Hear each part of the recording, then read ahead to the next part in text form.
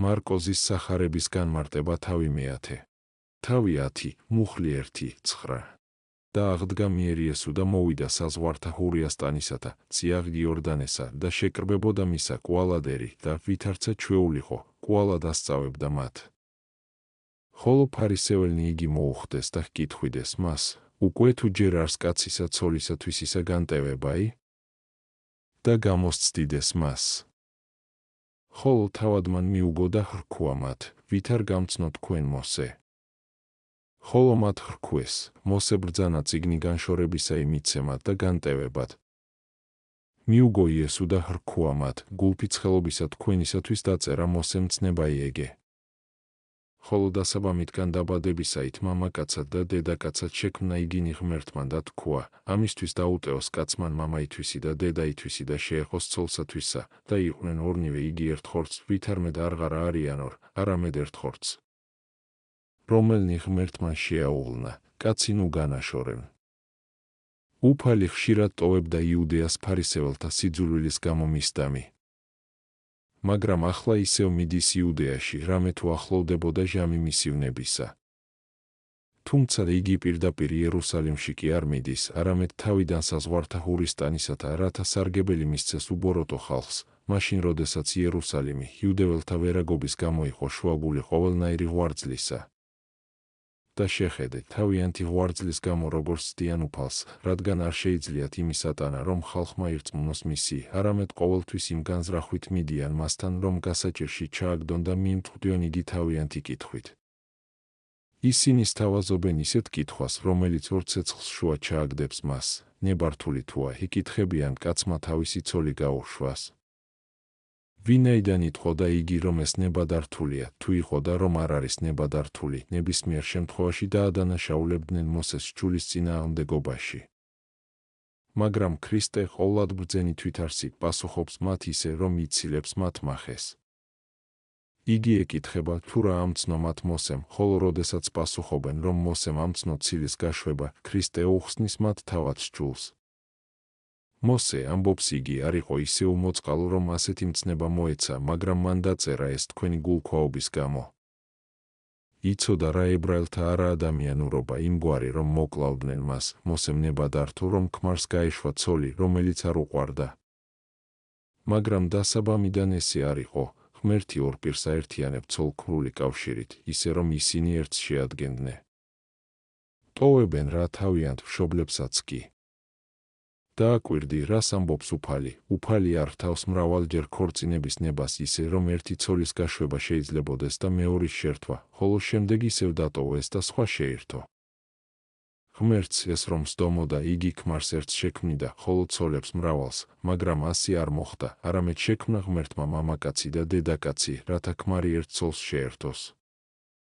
გადატანითი მნიშვნელობით ეს შეიძლება ასე გავიგოთ, სიტყვას მოძღვრებისა, აგდებს რა კეთილთესლებს მორწმუნე ადამიანის გულში, ქმრის მნიშვნელობა აქვს მისი მიმღების სულისათვის, ხოლო დაუტევებს სიტყვა მოძღვრებისა მამასთვისას, მაღალფარდოვან გონებას და დედასთვისას, კაზმულ მეტყველებას.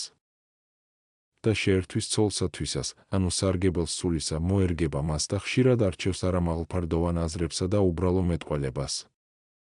და მაშინ ორივენი ერთ ხორცს შეიქმნებიან, ანუ სულს სწამს, რომ სიტყვამ, ღმრთისა ხორცი შეიმოსა და უკვე არანაირ ადამიანურ გულისთმას არ შეუძლია განაშოროს სული ამგვარ რწმენას. თავი 10, მუხლი 10, 12. და მერმე სახლს არა ეშინა იყო, კვალად მისვე სიტყვისათვის კითხვიდეს, მას მოწაფენი მისნი. ხოლო იესო ხრქუა მათ, უკვე თუ განუტევოს ქმარმან ცოლი თვისი და შეირთოს სხვაი, მან იმრუშა. და ცოლი თუ განვიდეს ქმრისაგან და შეერთოს სხვასა, მანცა იმრუშა.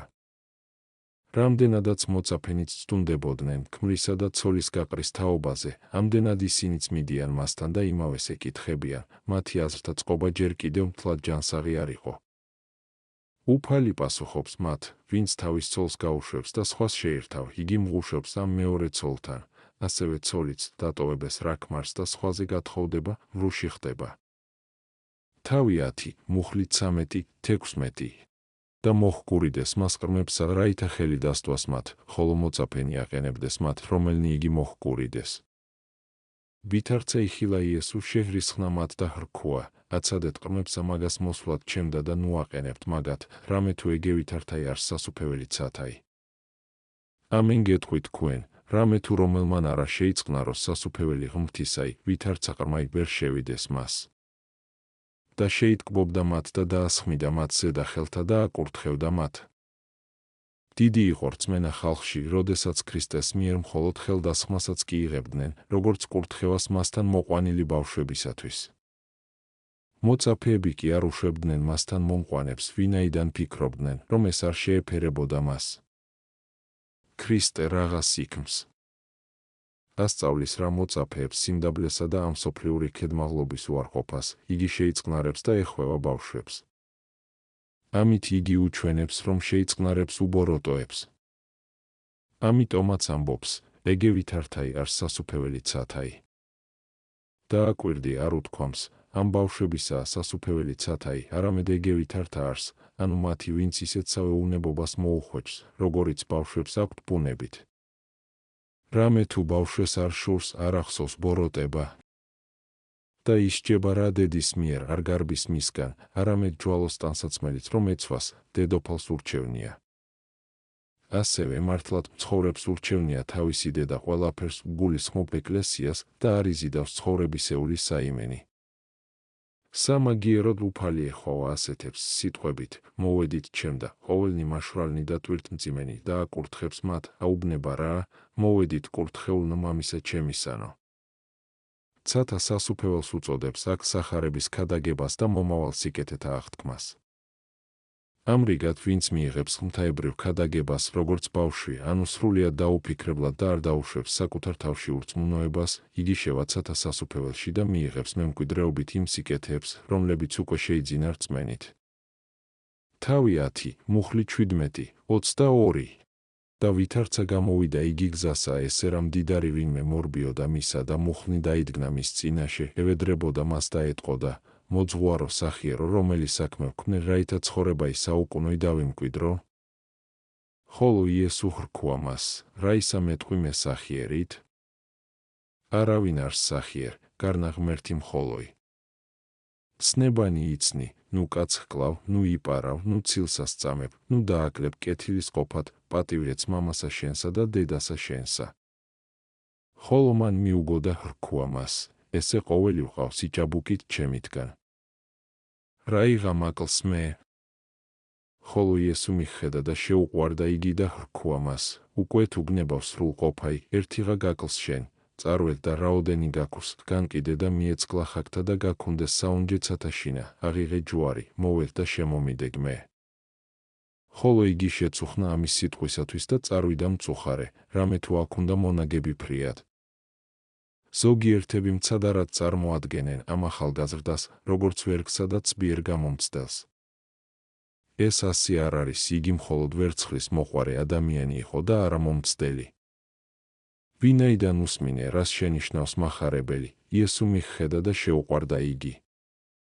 მაგრამ რატომ პასუხობდა ქრისტე ასე, არავინ არს სახიერ, იმიტომ რომ იგი მივიდა ქრისტესთან, როგორც უბრალო ადამიანთან, როგორც ერთთან მრავალ მოძღვართაგან. ქრისტე თითქოს და ასე ამბობს, თუ კი შენ მომაგებ პატივს, როგორც უბრალო მასწავლებელს, ღმერთთან შედარებით არც ერთი ადამიანი არ არის სახიერი. თუ კი მაღიარებ მე ღმერთივით სახიერად, მაშინ რაღაცომ მიწოდებ მხოლოდ მასწავლებელს. ასეთი სიტყვებით ქრისტე სურს მიაწოდოს უმაღლესი აზრი საკუთარი თავის შესახებ, რათა მან შეიცნოს იგი როგორც ღმერთი. გარდა ამისა ახალგაზრდის გამოსწორებისათვის უფალი მას სხვა გაკვეთილსაც აძლევს, თუ კი მას ვინმესთან საუბარი სურს, უნდა ისაუბროს მლიქნელობის გარეშე, ხოლო საფუძველი და წყარო სათნოებისა ერთის ცოდნა, ხმხტისა და მას უნდა მიაგებდეთ შესაფერის პატივს. თუმცა მე მაოცებს ეს ახალგაზრდა იმით, რომ როდესაც ყველა სხვა ქრისტესთან სნეულებათაგან განსაკურნებლად მოდიოდა, იგი თავად სთხოვს საუკუნო ცხოვრების დამკვიდრებას, შეპყრობილი რომ არ იყოს იგი კიდევ უფრო ძლიერი ვნებით ვერცხლის მოყვარეობისა. ამ ვნების გამო გაიგონა რა უფლის სიტყვები, წადი რაც გაქვს გაყიდე და მიეცი ღარიბებს, იგი წარვიდა მწუხარე. დააკვირდი ამასთან რომ უფალს არ უთქვამს, გაკიდე ნაწილ-ნაწილ და დაარიგე, არამედ გაკიდე ერთბაშად და დაურიგე, ოღონდ გლახაკებსა და არა პირმოთნეებს და გარყვნილებს, შემდეგ შემომიდე, ანუ შეითვისე ყველა სხვა სათნოებაც. ვინაიდან ბევრია ისეთი, ვისაც სურს და არ არის მომხვეჭელი, მაგრამ არა მდაბალი, ან და მდაბალია, მაგრამ არა ამღვიძარე, ან და აქვს სხვა რაიმე მანკიერება. ამიტომაც უფალი არ ამბობს მხოლოდ განკიდე და მიეც გლახაკთა, არამედ აღიღე ჯვარი და მოვედ და შემომიდეგი, რაც ნიშნავს მზად იყოს სიკვდილისათვის მის გამო. ხოლო იგი შეწუხნა ამის სიტყვისათვის და წარვიდა მწუხარე, რამე თუ აქ უნდა მონაგები ფრიად, ტულად არ არის დამატებული, რომ აქ უნდა მონაგები ფრიად, ვინაიდან ციტას ქონაც კი ცუდია და სახიფათო, ხოლო მრავალი მონაგების საკრველთაგან განთავისუფლება, სულაც შეუძლებელი. მაგრამ ის, ვინც ხმაცვილია სულიერად თავქარიანი, უყურადღებო აზრებით, არ იმართება გონების მიერ და ასევე გაყიდოს თავისი მონაგები, როგორიცაა მრისხანება და ავხოცრობა, ყველაფერი იმით, რაც მისგან წარმოსდგება და მისცეს, გადაუგდოს ეშმაკებს, რომლებიც არსებითად გლახაკები არიან, მოკლებული ყოველგვარ სიკეთესა და სიმდიდრეს, ვინაიდან მოაკლდნენ ღმრთისმადლს. და შემდეგ გაჰყვეს ქრისტეს. ვინაიდან მხოლოდ მას შეუძლია გაჰყვეს ქრისტეს, ვინც უარყოფს ცოდვათა სიმდიდრეს, რაც ეშმაკთა კუთვნილებაა.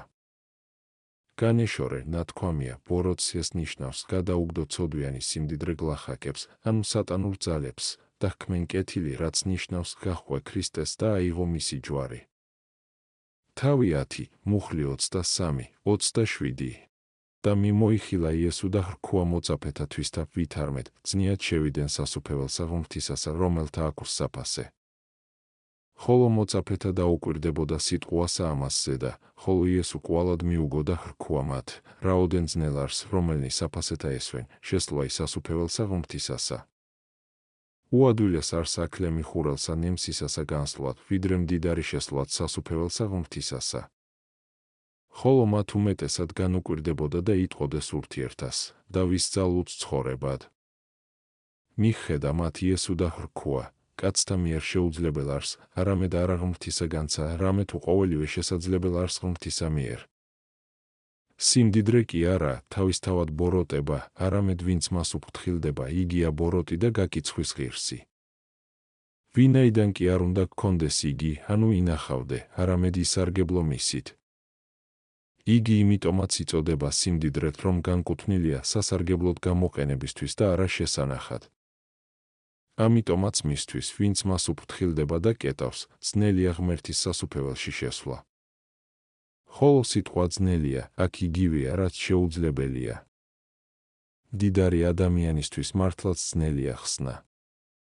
ეს ჩანს იმ მაგალითით, რომელსაც უფალი მოაყოლებს, ამბობს რა, უადვილეს არ აკლემი ხურელსა ნემსისას განსვლად, ვიდრე მდიდარი შესვლად სასუფეველსა, ღმრთისასა. აკლემის ქვეშ იგულისხმება ან თავად ცხოველი, ან მსხვილი თოკი, ბაგირი, რომელსაც დიდ გემებზე იყენებდნენ. ამრიგად ადამიანისთვის, სანამ იგი მდიდარია, შეუძლებელია გადარჩენა.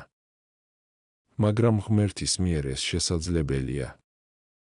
ქრისტემ თქვა, იხსენით თავისა თქვენისა მეგობარნი მამონაისა მისგან სიცრუისა. ხედავ, როგორ ხდება ყველაფერი შესაძლებელი, როდესაც ღმრთის სიტყვა გვესმის. კაცთა მიერ შესაძლებელი არს, ანუ შეუძლებელია მაშინ, როდესაც ადამიანურად ვსჯით. მაგრამ რატომ გაიკვირვეს მოწაფეებმა ამ სიტყვებზე? თავად ხომ არასოდეს ყოფილან მდიდრები. ვიფქრობთ, რომ ამ შემთხვევაში ყველა ადამიანზე ზრუნავდნენ, ვინაიდან უკვე ნელ-ნელა კაცთმოყვარენი ხდებოდნენ. ზოგიერთნი საგონებელში არიან ჩავარდნილნი, თუ როგორ თქვა ქრისტემ, რომ ყოველი შესაძლებელი არს ღმრთისა მიერ. ნუ თუ მას შეუძლია შესწოდოს კიდეც. ამაზე ჩვენ პასუხობთ, რომ როდესაც ქრისტე ამბობს, ყოველივე გულისხმობს ყოველივე არსებითს, მაგრამ ცოდვა არ არის რაიმე არსების მქონე, ცოდვა არის რაღაც არაარსებითი, არაქმედითი, ანუ სხვაგვარად რომ ვთქვათ, ცოდვა არის არა ძალის, არამედ უძლურების კუთვნილება, როგორც მოციქულიც ამბობს, ქრისტე, ვიდრე იგი ჩვენ უძლურღა ვიყვენით. მოკვდა რომაელთა მიმართ 5. 6 და დავითიც ამბობს, და გამრავლდეს უძლურებანი მათნი, ფსალმუნი 15:4. მაშასადამით ცოდვა, როგორც უძლურება, შეუძლებელია ღმრთისათვის. მაგრამ შეუძლია ღმერთს ამბობენ, რომ არსებული გახადოს თითქოს და არ არსებულად სიცრუეა. მას როგორ აიქს ჭეშმარიტება სიცრუეს? ამისთვის მას ჯერ საკუთარი არსება უნდა შეეცვალა. ამგვარად საუბარი ნიშნავს იმასვე, რომ ღმერთს შეუძლია არ იყოს ღმერთი.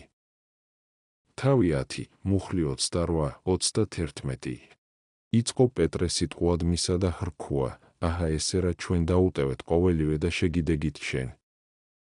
მიუგო იესო და ხრქუა მათ, ამენ გეტყვით თქვენ, არავინ არს რომელმან დაუტევა სახლი, გინა ძმანი, გინა დანი, გინა მამაი, გინა დედაი, გინა ცოლი, გინა შვილნი, გინა აგარაკნი ჩემთვის და სახარებისა ამისთვის. უკვე თუ არა მოიღოს 100 წილიაც ჟამსა ამას სახლი და ძმანი და დანი, მამაი და დედაი და შვილნი და აგარაკნი შემდგომად დევნისა და საუკუნეს ამას მომავალსა ცხოვრებაი საუკუნოი. ხოლო მრავალნი იყვნენ პირველნი უკუან აისკნელ და უკუან აისკნელნი პირველ. თუმცა პეტრემ მცირედი დატოვა ქრისტეს გულისათვის, მაგრამ ამ მცირედსაც ყოველივეს ეძახის. როგორც ჩანს, მცირედსაც შეიძლება მიეჯაჭვო, ამიტომაც ნეტარების ღირსია ისიც, ვინც მცირედს ტოვებს. მხოლოდ პეტრე ეკითხებოდა ქრისტეს, მაგრამ უფალი ყველასთვის საერთო პასუხს აძლევს. ყველა, ვინც დატოვებს ცოლს ან დედას, ამას იმიტომ კი არ ამბობს, რომ უმწევ მშობლეი დავტოვოთ, ან და გავშორდეთ ცოლებს. არამედ გვასწავლის ღმრთის სათნოყოფა ვარჩიოთ ყოველივე ხორცილეს, ვინაიდან სახარების ქადაგებას უნდა მოჰყოლო და ადამიანებს შორის უთანხმოების გაჩაღება, ისე რომ შვილებს უარი უნდა ეთქვათ მამებზე, ამიტომაც უფალი ამბობს. ვინც სახარების გულისთვის დატოვებს ხორციელ ნათესაობას და ყოველივე ხორციელს, ის ამ სოფელშიც მიიღებს. ყველაფერს 100-ჯერ უფრო მეტს და მომავალშიც საუკუნო ცხოვრებას. ამიტომ ცოლებსაც 100-ჯერ მეტს ხომ არ მიიღებს. და თუმცა წყეული იულიანეც იცინოდა ამაზე, მითხარი მაინც რას აკეთებს სასარგებლოს ცოლი ქმრის მეურნეობაში. საერთოდ იგი ზრუნავს საკვებზე და ტანსაცმელზე ქმრისათვის და ამ მხრივ ქმარს სავსებით უზრუნველყოფს. შეხედე, როგორ ხდება ეს მოციქულებთან. რამდენი ცოლი ზრუნავდა მათთვის ტანსაცმლისა და საკვებისა მისატანად და ემსახურებოდა მათ, ისე რომ თავად ისინი არაფერზე ზრუნავდნენ, გარდა სიტყვისა და სწავლებისა. ამის მსგავსად მოციქულებს მრავალი მამა და დედა ჰყავდათ, როგორებიც იყვნენ მათთვის ყველა მათი მოყვარული და მათზე გულითადად მზრუნველი. პეტრემ დატოვა ერთი სახლი, ხოლო შემდგომში ჰქონდა, როგორც თავისი, ყველა სახლი თავისი მოწაფეებისა. მას ახლაც აქვს მთელს დედამიწაზე ნათელი სახლები, მისი სახელობის ტაძრები. კიდევ უფრო მნიშვნელოვანია ის, რომ წმინდანებმა ყველაფერი ეს მემკვიდრეობით მიიღეს დევნილებაში, ანუ იყვნენ რა დევნილნი ქრისტეს რწმენისათვის და სასტიკ ტანჯვაში, მაგრამ მათი ტანჯვა არ იყო დამცირებული მათთვის. ვინაიდან ისინი ჩანდნენ რა ამ სოფელში უკანასკნელნი, მათ მიერ გადატანილ მწუხარებათა და დევნილებათა მიზეზით, მომავალ ცხოვრებაში პირველი იქნებიან თავიანთი მტკიცე სასოების გამოღმრთისადმი. ფარისევლები იყვნენ რა პირველნი, გახდნენ უკანასკნელნი, ხოლო ისინი, ვინც ყველაფერი დატოვა და ქრისტეს გაჰყვა, პირველები გახდნენ. თავი 10, მუხლი 22-24. და იყვნენ გზასაზედა და ავიდოდეს იერუსალიმთ, და იესო წინა უძღოდა მათ და დაუკვირდებოდა მოწაფეთა. ხოლო იგინი მისდევდეს მას და ეშინოდა. და წარმოიყვა კვალა და 12 იგი და იწყო თხრობად მათა მერმისა მისთვის, რომელი შემთხვევად იყო მისა ვითარმეთ, აჰა ესე რა ავალთ იერუსალიმთ და ძე კაცისა იმიეცეს მღვდელთ მოძღვართა და მწიგნობართა და დასაჯონ იგი სიკვდილ და მისცენ იგი წარმართთა. და ეკიცხევდნენ მას და ტანჯონ იგი და ვნერწყუვიდან მას და მოკლან იგი და მესამესა დღესა აღდგეს. რატომ უწინასწარმეტყველებს ქრისტე მოწაფეებს თუ რა მოელის მათ სულიერი განმტკიცებისათვის, რათა წინასწარ გაიგებდნენ რა ამის შესახებ, მამაცურად გადაეტანათ, როდესაც ეს აღსრულდებოდა და არ შეძრწუნებულიყვნენ მოულოდნელობისაგან. ამასთან მათ უნდა სცოდნოდათ, რომ იგი საკუთარი ნებით ევნება, ვინაიდან ვინც წინასწარ განჭვრიტავნებანი, მას შეეძლო აეცილებინა კიდეც ისინი, ხოლო რამდენადაც არ გაექცა, ცხადია, რომ საკუთარი ნებით სწირავს თავს ტანჯვისათვის.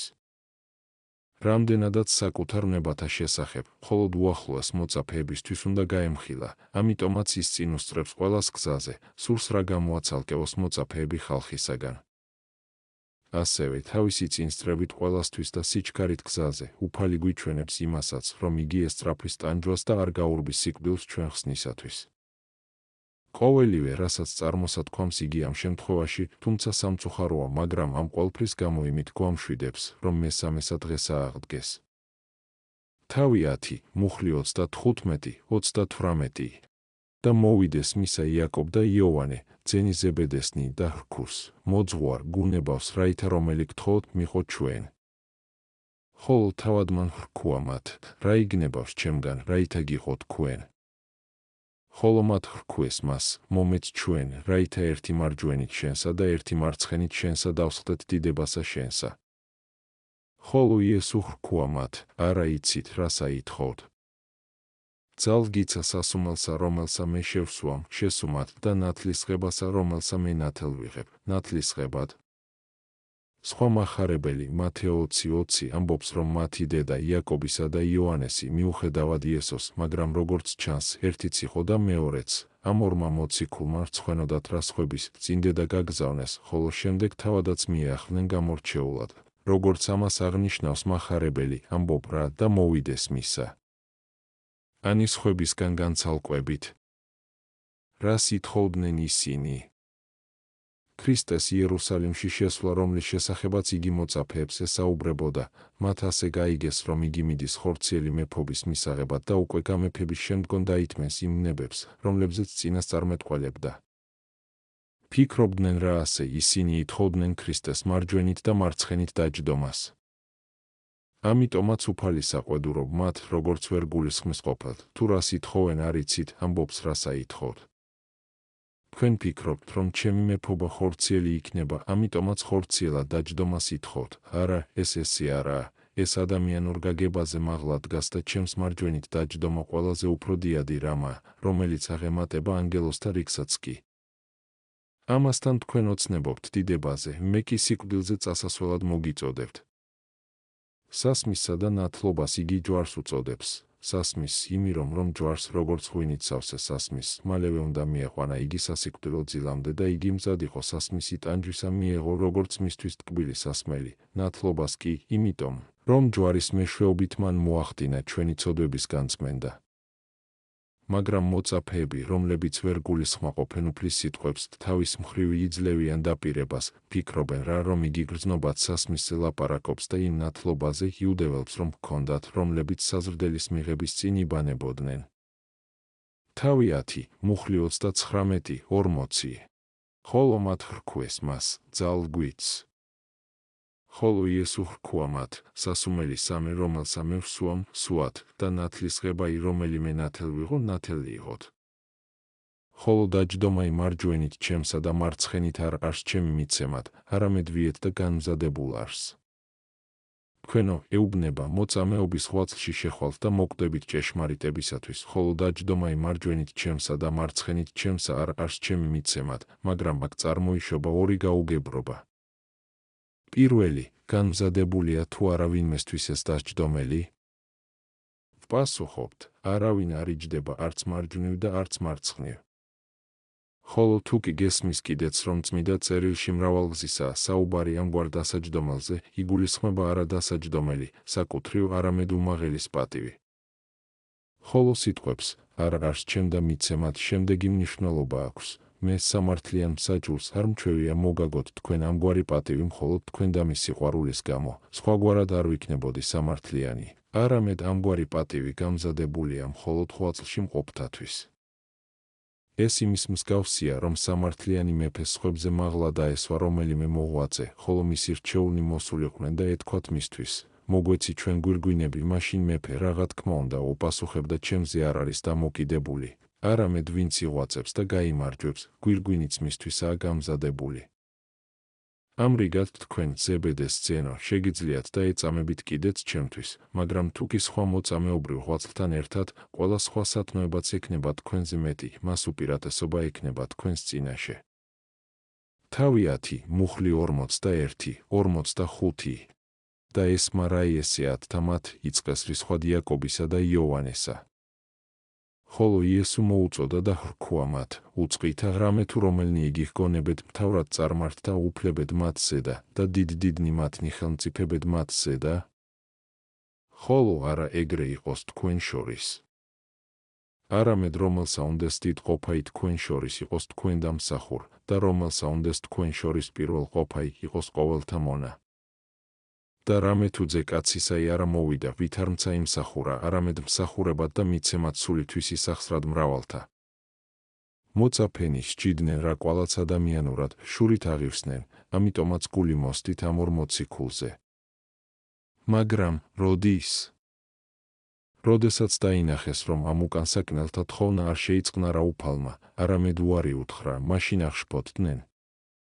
სანამ უფალი თავად ანიჭებდა უპირატესობას იაკობსა და იოანეს, სხვა მოწაფეები ხედავდნენ რა ამას, ითმენდნენ, მაგრამ როდესაც ამ ორმა მოწაფემ თავად დაიწყო თავისთვის პატივის თხოვნა, სხვებმა უკვე ვეღარ მოითმინეს. ისინი ამ დროს ჯერ კიდევ არ იყვნენ სრულყოფილნი. მაგრამ შემდგომში დავინახავთ, როგორ უთმობდა თითოეული მათგანი სხვას პირველობას. ახლა კი ქრისტე მკურნალობს მათ თავისთან, რაც აღინიშნება კიდეც სიტყვით მოიხმო. შემდეგ უჩვენებს, რომ სხვებისთვის პატივის წართმევა და პირველობისაკენ სწრაფვა წარმართთა საქმეა. ვინაიდან წარმართი მმართველნი ძალით უმორჩილებენ სხვებს თავიანთ ძალაუფლებას. ჩემი მოწაფეები კი ამბობს ასე არ არიან, არამედ ვისაც სურს მათგან იყოს დიდი და ყველას ემსახუროს, იმიტომ რომ ესეც დიადი სულის ნიშანია, ყველასაგან დაითმინო და ყველას ემსახურო. ამისი მაგალითი კი იქვია, რამე თუ ძე კაცია არა მოვიდა, ვით არცა იმსახურა, არამედ მსახურებად და მიცემად სულითვის ისახსრად მრავალთა, ეს კი უფრო მეტია, ვიდრე მსახურება. მართლაც არა მხოლოდ ემსახურო, არამედ მოკვდე კიდეც იმისთვის, ვისაც ემსახურები, რა შეიძლება იყოს ამაზე უფრო ამაღლებული და შესანიშნავი. მაგრამ ამგვარი მსახურება და სიმდაბლე უფლისა იყო სიმაღლე და დიდება როგორც თავად მისთვის, ასევე ყველასთვის, ვინაიდან განკაცებამდე იგი ცნობილი იყო მხოლოდ ანგელოზთათვის, ხოლო განკაცებისა და ჯვარცმის შემდგომ არა მხოლოდ აქვს ის დიდება, ზეციური, არამედ მიიღო სხვაც და მთელს სამყაროზე მეფობს. თავი 10, მუხლი 46, 52 და მოვიდეს იერიქოდ. და ვითარცა გამოვიდა იესო და მოწაფენი მისნი იერიქით და ერი მრავალი მათთანა, ძე ტიმესი ბარტიმეოს, ბრმა იჯდა გზასა თანამთხოვლად. და ესმა რამე თუ იესო ნაზარეველი არს იწყო ღაღადებად და სიტყვად, იესო ძეო დავითისო, შემიწყალე მე. და ჰრისხვიდეს მას მრავალნი, რაითა დადუმნეს, ხოლო იგი უფრო ისღაღადებდა, ძეო დავითისო, შემიწყალე მე. დადგა იესო და ბრძანა მოწოდება იმისი და მოუწოდეს ბრმასა მას და ეტყოდეს, ნუ გეშინინ, აღდე, გიწეს შენ. ხოლო მან დააბნია სამოსელი თვისი და აღდგა და მოვიდა მისა. მიუგო და ხრქუა მას იესო, რა იგნებავს და გიყო შენ. ხოლო ბრმამან მან ხრქუა მას, რაბი, რაითა აღვიხილნე თვალნი ჩემნი. ხოლო იესო ხრქუა მას, გუალე, ვიდოდე სარწმუნოება მან შენმან გაცხოვნა შენ. და მეხსეულად აღიხილნა და მისდევდა მას გზასა ზედა. მათე საუბრობს ორ ბრმაზე და შესაძლოა ორი იქნა განკურნებული, მაგრამ როგორც ჩანს ერთმა მათგანმა უფრო მეტად მიიქცია ყუადღება იმან, ვისაც ახლა მარკოზი იხსენიებს. მაგრამ შეხედე როგორ სცემს თაყვანას ხალხი იესოს, უკრძალავს კიდეც ბრმას ყვირილს, თითქოს და იქ რომელიმე მეფეს გაევლო. ხოლო ეკითხება იესო ბრმას იმიტომ, რომ არა თქვან, თითქოს ის იმას არ აძლევს, რაც ბრმას სურდა. და კეთილად გამსჯელი იყო სული ბრმისა, ვინაიდან განკურნების შემდგომ მან არ დატოვა იესო, არამედ გაჰყვა მას. ხოლო სხვაგვარად შეიძლება ვიგულისხმოთ ასეც, ბრმა რომელიც აქციის არის სახე ადამიანური ბუნებისა, რომელიც ოდესღაც იშვილა უფალმა, ყოველგვარი მიწიერ პატივზე აღმატებული, სწორედ იგი უხმობდა ქრისტეს, რომელმაც იერიქონი, ანუ ეს სოფელი გაიარა. ხოლო ქრისტემ შეიღწალა იგი და აცხონა სარწმუნოების და შესაბამისად, როდესაც მან შემოიძარცვა ცოდვის ძველი სამოსელი. ცხონების მიღებასთან ერთად იგი გაჰყვა მას, ქრისტეს, ასრულებდა რამცნებებს თავის გზაზე, ანუ ამ ცხოვრებაში. ვინაიდან მხოლოდ ამ ცხოვრებაში შეიძლება გაჰყვე ქრისტეს, ხოლო მის შემდეგ უკვე იხურება კარები ცხონებისა და უკვე აღარ იქნება დრო ღმრთის მცნებათა აღსრულებისა.